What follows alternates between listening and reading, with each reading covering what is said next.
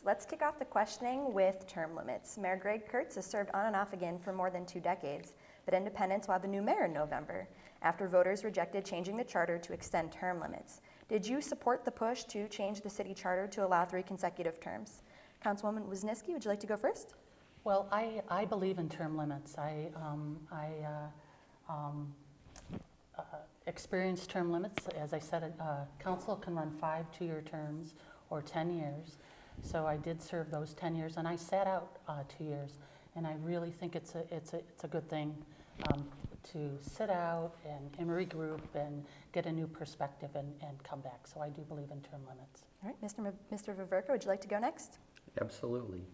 I did support the term limits in the past and was fairly vocal about the fact that it's important to have an opportunity to get some new voices, to get some new folks in place that have an opportunity to bring in some different viewpoints, different ideas, different thoughts that the folks currently on council might not think about. So it brings a wide variety of opinions in place when we've limited the amount of time a person can serve. All right, Councilman Grindell?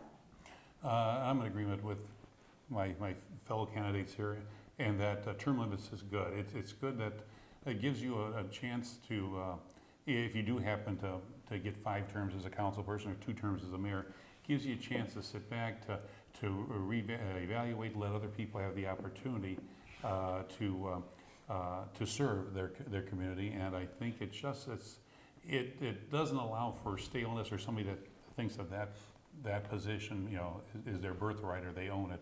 I think it's something to show that it's a group effort and it's healthy. I mean, I wish we had it at the national level. We might not have some of the problems we have.